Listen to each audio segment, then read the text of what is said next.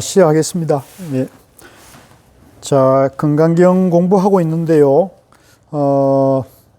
이 건강경이 이제, 보시는 분에 따라 가지고, 이제 17분부터를 하권으로 이렇게 보는 분들이 있어요. 하권으로. 그러니까 14분까지를 그렇게 보는 분도 있고, 16분까지를 그렇게 보는 분도 있는데, 보기에 따라 그렇습니다. 그런데 어쨌든 보면은 여기 17분부터가 앞에 말씀 이제 반복됩니다. 반복되는 내용이 좀 많은 편이죠. 자, 같이 한번 보겠습니다. 그때 수보리가 부처님께 여쭈었습니다. 세존이시여, 가장 높고 바른 깨달음을 얻고자 하는 선남자, 선여인은 어떻게 살아야 하며 어떻게 그 마음을 다스려야 합니까? 반복되죠. 그죠? 앞에 2분에서 이 얘기를 수보리 장로가 하시잖아요. 그러니까 여기 또 이제 그 얘기가 리바이벌 된 거거든요. 근데 모든 경전이 대부분 또 이렇습니다. 계속 반복됩니다.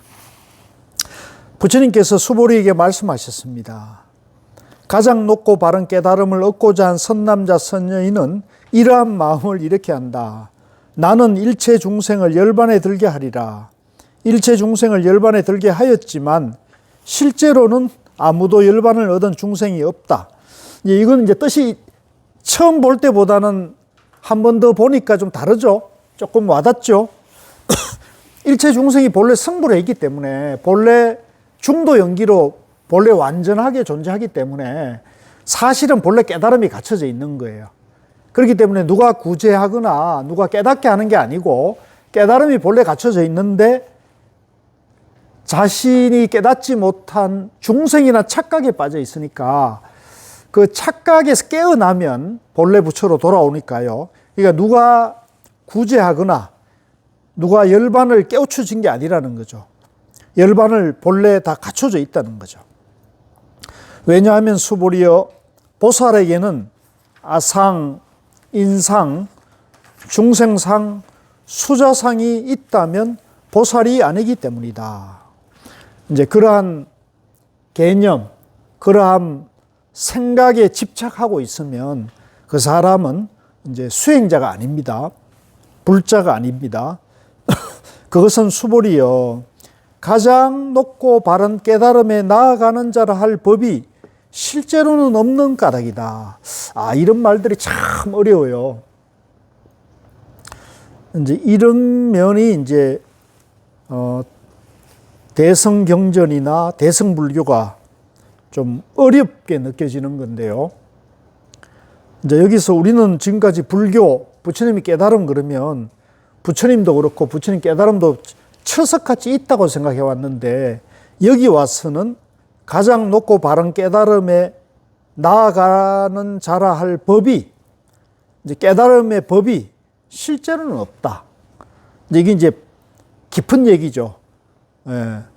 본래 성불이기 때문에, 본래 우주 만물이 다 깨달음이 갖춰져 있기 때문에 실제로는 깨달음이, 법이 있다 없다 할 때 있다라는 변에 떨어지면은 그것은 이제 양변에 떨어지는 거니까 그런 법은 실제로 없다. 그러면 완전 아무것도 없느냐? 아무것도 없는 것도 아니죠. 예, 그러니까 있다 없다 양변에 집착할 법은 없다.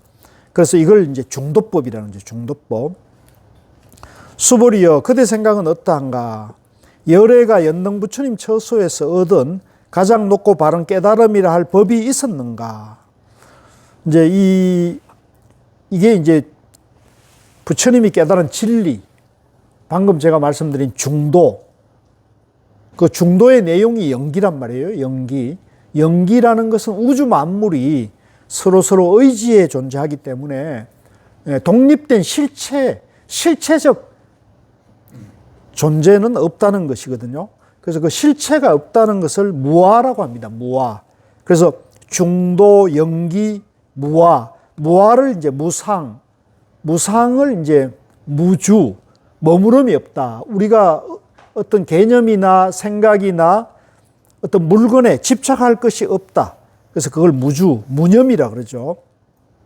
그래서 이 법은 무아법입니다. 무아법. 중도법이기도 하고요. 연기법이기도 하고요. 아닙니다, 세준이시여. 제가 부처님께서 말씀하신 뜻을 이해하기로는 부처님께서 연능부처님 처소에서 얻으신 가장 높고 바른 깨달음이라 할 법이 없습니다. 부처님께서 말씀하셨습니다. 그렇다 수보리여, 열애가 가장 높고 바른 깨달음을 얻은 법이 실제로는 없다. 수보리여, 열애가 가장 높고 바른 깨달음을 얻은 법이 있었다면 연능부처님께서 내게 그대는 내세에 석가모니라는 이름의 부처가 될 것이다 라고 수기하지 않았을 것이다. 가장 높고 바른 깨달음을 얻은 법이 실제로 없었으므로 연능부처님께서 내게 그대는 내세에는 반드시 석가모니라는 이름의 부처가 될 것이다 라고 수기하셨던 것이다. 자, 왜냐하면 열애는 모든 존재의 진실한 모습을 의미하기 때문이다. 자, 요거 이제 밑줄 그으십시오. 이 열애라는 것은, 부처라는 것은 독립된 실체로 어떤 인격 신으로서 그런 실체가 아니라는 거죠. 부처님 깨달은 법, 부처, 열애라고 하는 것은 일체 만물에 본래 다 갖춰져 있는 그러한 모습이라는 거죠. 그러한 모습을 이제 진실한 모습 또는 실상이라는데, 실상 그러면 허상에 반대되는 실상으로 오해하는데요. 그 실상과 허상의 양변을 떠난 것을 이제 실상, 이제 그걸 다른 말로 이제 중도라는 거거든요. 그래서 이제 이런 게 참 이해하기 어려운데, 이제 뭐 어떻게 하겠습니까? 계속 우리가 공부해서 이제 계속 이해하도록 애를 쓸 수밖에 없어요. 그래서 다시 한번 정리하자면, 부처라는 것, 부처님이라는 것, 열애라는 것은 이 우주 만물의 모든 존재가 다 부처, 열애라는 겁니다. 그래서 이 우주 만물의 부처, 열애 아닌 것이 없죠. 아닌 것이 없기 때문에 이 우주 만물의 그걸 존재 원리라 그러기도 하고, 또 그걸 다른 말로 진리라 그러기도 하고, 또는 존재의 실상이다 이렇게 얘기를 합니다. 어떤 사람이 열애가 가장 높고 바른 깨달음을 얻었다고 말한다면, 수보리여, 열애가 가장 높고 바른 깨달음을 얻은 법이 실제로 없다. 이제 법이 있다, 부처가 있다, 열애가 있다, 이렇게 있다 없다 양변에 떨어지지 말라는 겁니다. 수보리여, 열애가 얻은 가장 높고 바른 깨달음에는 진실도 없고 거짓도 없다. 그러므로 열애는 일체법이 모두 불법이다라고 선한다. 이것도 이제 밑줄 그으십시오. 아주 중요한 그런 본문입니다. 그러니까 이 금강경에 아주 핵심적인 그런 구절이 여러 개 있는데, 제가 이제 밑줄 끄라는 거, 중요하다는 말씀 드린 것들이 이제 핵심적인, 그러니까 나중에 여러분들 읽다가 그 대목에서 내가 이게 뜻이 내가 통하나 안 통하나 스스로 이렇게 점검을 하셔야 돼요. 그래서 뜻이 통하지 않으면 그 유튜브에 제가 해설하는 걸 다시 한번 찾아가지고 그걸 들어보셔야 돼요. 그래서 혼자 집에서 읽으시거나 절에 와가지고 이 금강경을 읽으실 때 이게 뜻이 통해야 돼요. 예. 그래서 여기도 수보리여, 열애가 얻은 깨달은 부처님이 얻은 가장 높고 바른 깨달음에는 진실이나 거짓이나, 그러니까 진실되다 거짓이다 그러면 또 양변이잖아요. 참되다 거짓되다 이런 건 없다는 거죠. 그건 전부 양변이니까 양변을 다 떠나는 것을 말하죠. 그러니까 이제 선악도 없는 거고요. 이 자리에는 선악, 진실, 거짓, 옳고 그름, 뭐 그러니까 당연히 좌우, 가벌, 남녀도 없는 거죠. 일체 상대 분별이 없어야 돼요. 예. 그러니까 선도 그대로 연기고 악도 연기죠. 거짓도 연기고 모하고 진실도 연기고 모하라고 봐야 되는 거거든요. 그러므로 열애는 일체법, 그 일체법에 이제 선도 들어가고 악도 들어가고 불교도 들어가고 기독교도 들어가고 브라만도 들어가고 이슬람도 들어가고 이스라엘 사람도 들어가고 팔레스타인 사람도 들어가는 거죠. 그게 일체법이랍니다. 일체법이 일체 만물이 그대로 모두 다 부처님 법이죠. 왜? 전부 연기무화법으로 존재하니까요. 중도로 존재하니까 일체법이 모두 불법이다 이렇게 봐야 된다는 거죠. 그래서 이제 요 대목을 우리 불자님들이 바르게 이해하셔가지고 요런 눈을 갖추게 되면 여러분들이 이제 일상생활에 살아가다가 이제 좋고 나쁘고 또 크고 작은 그런 역경계, 순경계를 만날 때마다 항상 이렇게 정견을 세우셔야 돼요. 이제 우리가 살아가다 보면 내가 마음에 드는 사람, 마음에 들지 않은 사람도 만나고 내가 좋아하는 일, 나쁜 일도 만나고 그러잖아요. 근데 그럴 때마다 내가 좋아하는 일, 좋은 사람, 좋은 것만 우리가 마주하고 살 수는 없잖아요. 그런 사람 없어요. 근데 이제 그럴 때마다 항상 이게 일체가 전부 연기고 무하다 이렇게 봐야 돼요. 내가 싫어하고 미워하고 짜증나는 사람을 일을 만날 때마다 일체가 전부 연기고 무하야. 집착하면 안 돼. 미워하고 정오하면 안 돼. 이렇게 정견을 딱 세워야 되는 거죠. 그러면 모든 것이요, 좋고 나쁜 모든 일체법이 모두 부처님 법이 되는 거예요. 그러면 내가 미워하고 정오하고 짜증나는 사람 일을 만나도 그게 다 이게 이대로 여여한 것이구나 이렇게 보게 되면 내 마음속에 짜증과 화와 나쁜 감정이 순식간에 이렇게 녹아질 수가 있거든요. 그게 이제 사실은 오래 이게 묵어 있으면 순식간에 녹지는 않아요. 그렇지만 그거 훈련을 자꾸 해야 돼요. 내가 미워하고 짜증나고 화나는 그런 사람, 그런 관계, 그런 일, 그런 거를 만나더라도 이것이 일체가 다 연기고 무하다 이렇게 봐야 된다는 거죠. 일체가 다 실체가 없는 것이다. 나도 실체가 있어요, 없어요? 나도 실체가 없는 거죠. 그죠? 나도 나라고 할 실체는 없는 거다. 이렇게 이제 봐야 되는 겁니다. 그러면 이제 정견이 서서 그런 역경계, 순경계를 내가 자유롭게 지나갈 수 있는 그런 지혜와 힘이 나오는 거거든요. 그래서 이제 제가 하루 5분 참선 명상을 계속 하시라 하는 이유가 이제 이런 이제 금강경이나 이런 경전 선어록을 계속 공부하시면서 매일 이제 화두를 한다든가 이제 명상을 하게 되면 그 마음에서 이제 그런 양변에 집착하는 마음이 점점 이렇게 녹아집니다. 점점 쉬어져요. 그러니까 내가 그 화두나 명상 그 재미없는 걸 어떻게 하나 이렇게 하지만 자꾸 내가 화두를 잡는다거나 이제 호흡에 집중을 한다거나 나름대로의 명상 수행을 꾸준히 하게 되면 내 마음에서 집착하는 바가 차츰 이렇게 쉬워져요. 녹아집니다. 비워지거든요. 그러면 이제 이런 일상생활에서 정견을 세우는 것과 이제 명상을 이제 생활하는 것이 나중에는 이게 만나가지고 이제 저절로 되는 때가 와요. 저절로 되는 때가 오면은 이제 우리 공부가 이제 순풍에 돋다는 겁니다. 그러면 이제 잘 나가는 거죠. 그래서 요 대목이 중요합니다. 열에는 일체법이 모두 불법이다. 근데 이제 경전에는 보면 이 법이라는 말이요, 이제 진리라는 말, 부처님이 깨달은 진리를 뜻하는 것도 있고, 그 다음에 만물을 뜻하는 경우도 있어요. 만법 할 때. 일체 만물을 경전에서 만물이라고 하는 경우도 있어요. 여기도 지금 일체법을 일체 진리라기보다는 일체 만물을 표현한 걸로 보면 됩니다. 그래서 우리가 지금 보고 듣는 일체 만물이 다 부처님 법이다. 일체 만물이 다 연기 중도로 존재하잖아요.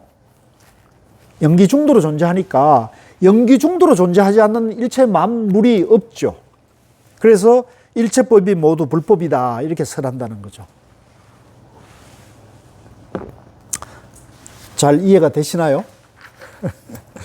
자, 수보리요 일체법이라 말한 것은 일체법이 아닌 까닭에 일체법이라 말한다. 이제 우리가 일체 만물, 일체 진리, 일체 만물을 일체법이라고 이름할 것이지 그 일체 만물의 실상은 실체, 고정된 실체가 없기 때문에 그걸 이제 이름이다 하는 거예요. 이름. 연기라는 거죠. 연기. 그래서 이런 말을 쓰는 거예요. 일체 만법이 아닌 까닭에 일체법이라 말한다. 이름이라는 거죠. 수보리의 예컨대 사람의 몸이 매우 큰 것 같다. 수보리가 말하였습니다. 세존이시여 여러께서 사람의 몸이 매우 크다 하는 것은 큰 몸이 아니라고 설하셨으므로 큰 몸이라 말하셨습니다. 이것도 이제 이름이라는 거예요. 이름. 그러니까 이제 앞에도 나왔지만 뒤에도 가면 불교가 아니라 이름이 불교다 이런 말을 쓰고 부처가 아니라 이름이 부처다 이런 말도 있잖아요. 그러니까 부처다, 중생이다, 보살이다 이런 건 이름이기 때문에 우리가 이제 그 이름에 집착하게 되면 또 양변에 떨어지니까 이제 여기 일체법이다 또는 그 안욕따라 삼약삼몰이다 이런 것도 전부 그 실체가 있는 게 아니다 이런 걸 드러내기 때문에 여기서 사람의 몸이 크다 그럴 때는 그 사람이 몸이 크다는 건 이름이기 때문에 그 분별에 떨어지면 또 안 된다 이걸 경계하는 겁니다. 수보리여 보살도 역시 그러하다. 나는 반드시 한량없는 중생을 제도하리라 말한다면 보살이라 할 수 없다. 왜냐하면 수보리여 보살이라 할 만한 법이 실제로 없기 때문이다. 그러므로 열애는 모든 법에 아상, 인상, 중생상, 수자상이 없다고 설한 것이다. 이제 우리가 앞에 처음에는 이제 나라는 생각, 내가 사람이라는 생각, 내가 중생이라는 생각, 내가 목숨이 있다, 영혼이 있다는 생각들이 네 가지를 나눴는데 이게 전부 이것도 다 이름이란 말이에요. 이것도 하나의 분별이기 때문에 내가 영기라는 것을 내가 무아라는 것을 바로 딱 정견이 세우면 이 사상도 그냥 쉬워지는 거죠. 아, 이 사상도 분별이구나 이렇게 알 수가 있는 거고요. 그 다음에 이제 여기 보살이라 할 수 없다는 거 이제 말을 만약 내가 구제할 중생이 있다. 내가 법을 전할 중생이 있다. 이래 생각하면 양변입니까? 정견입니까? 양변이죠. 그죠? 중생이라는 것은 이름이잖아요. 중생이라는 건 이름이고 중생이 본래는 부처란 말이에요. 본래 영기중도로 부처의 성품이 다 갖춰진 존재란 말이에요. 그러니까 이름이 중생이지 분별에 떨어져 가지고 아, 저 사람은 공부가 부족해, 저 사람은 공부가 짧아, 저 사람은 종교가 달라. 벌써 상대를 그렇게 보면 그거는 상대가 그런 게 아니고 상대의 본성은 본래 부처인 거죠. 본래 완전한 중도 영기로 존재하는 거죠. 그렇게 개념을 내는 내가 지금 잘못 보고 있는 거죠. 그래서 그것은 보살이라 할 수 없다는 거죠. 그런 사람은 보살이라 할 수 없던 거예요. 그러니까 보살은 이제 일체 존재를 보더라도 차별하거나, 그죠? 높다, 낮다, 안다, 모른다, 이렇게 분별로 보면 안 된다는 거죠. 정견으로 봐야 된다. 이렇게 봐야 되는 거죠.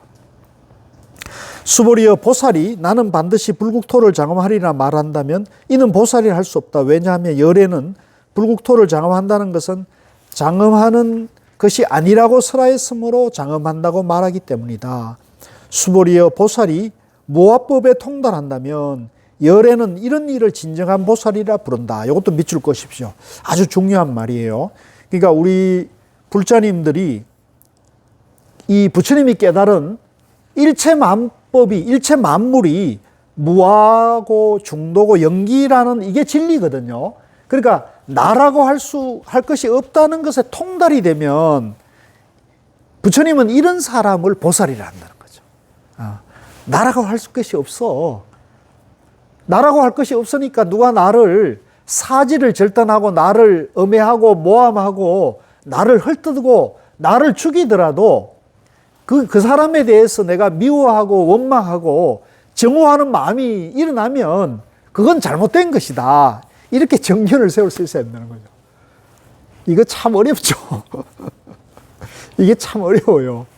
그래서 이 금강경 중에 아마도 그 가리왕이 사지를 절당했을 때, 그죠? 그죠? 부처님이 예? 거기에 대해서 미워하거나 원망하는 마음이 일어나지 않았다. 아마도 이게 가장, 그죠?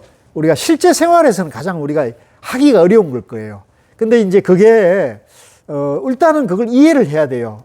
아, 부처님은 수행자 시절에 가리왕이 사지를 절단당했을 때도 그 가리왕에 대해서 정오하거나 원망하는 미워하는 마음이 없었다는 거고, 그 도리를 우리가 잘 익혀서 우리가 일상생활에 그걸 실천해 나가면 그게 우리에게 무한한 지혜와 힘이 난다는 거예요. 여기도 마찬가지입니다. 보살이 모아의 법에 통달한다면 열에는 이런 일을 진정한 보살이라 부른다. 여기서도 진정한 보살이라는 것도 이름이죠. 이름.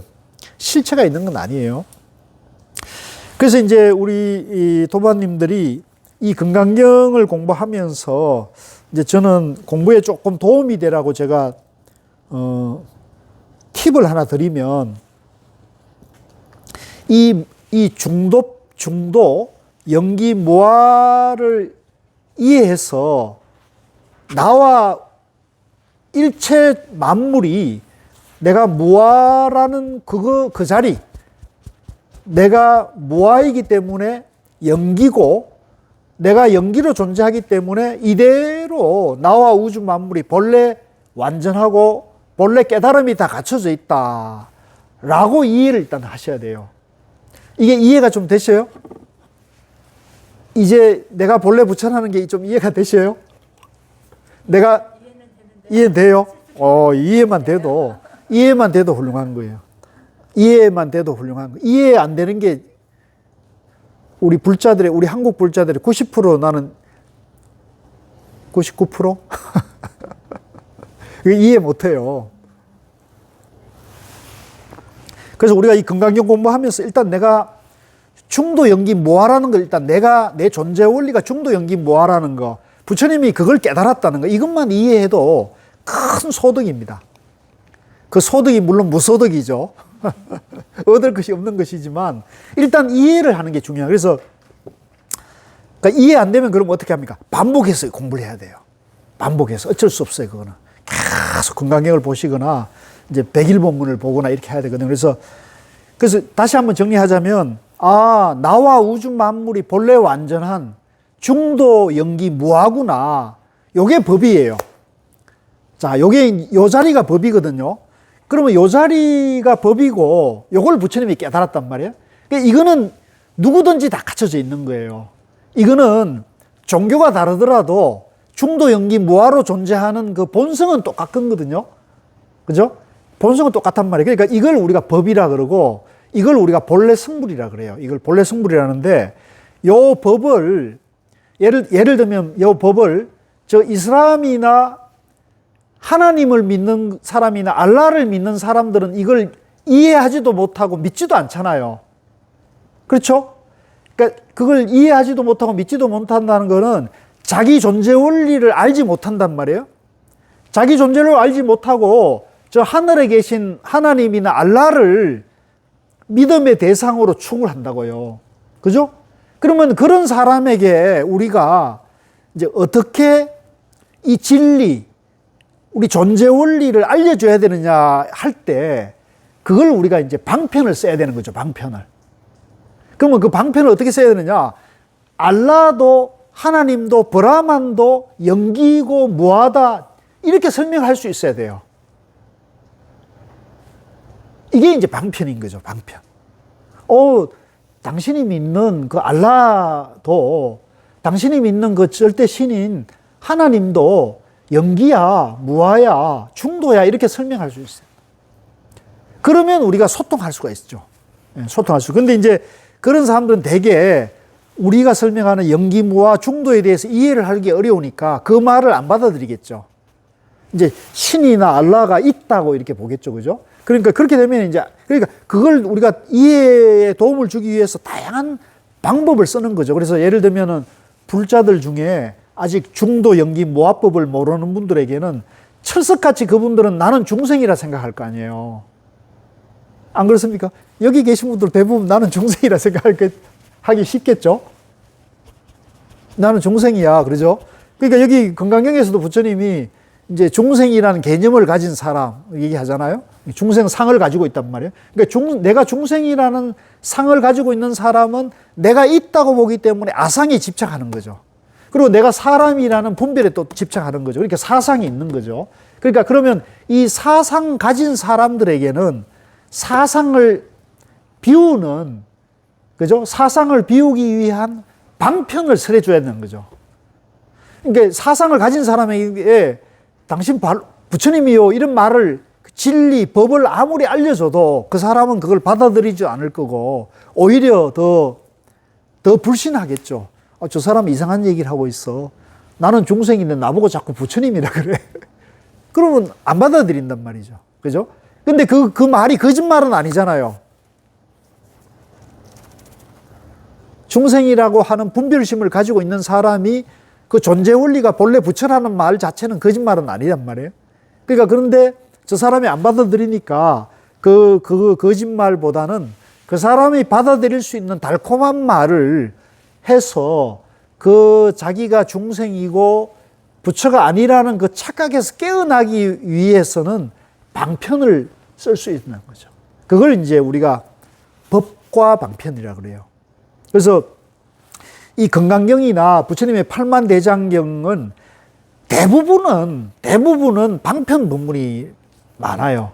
근데 여기 지금 수보리여 보살이 무아의 법에 한다면 열에는 이런 일을 진정한 보살, 이거는 이제 실법에 가까운 거죠. 그러니까 여기 건강경에도 많은 부분에 있어서는 방편 법문을 하고 있는데 이런 대목이 있잖아요. 사구계 같은 거.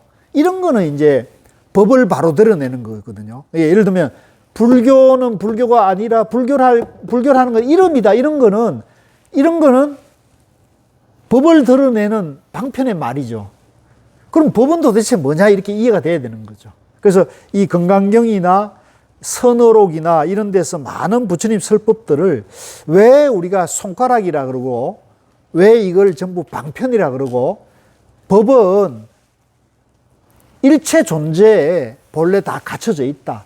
일체 존재가 다 본래 성불해 있고 본래 깨달음이 갖춰져 있다. 이렇게 이제 이해하시면 이제 법과 방편, 달과 손가락의 관계를 이해하는 데 좀 도움이 됩니다.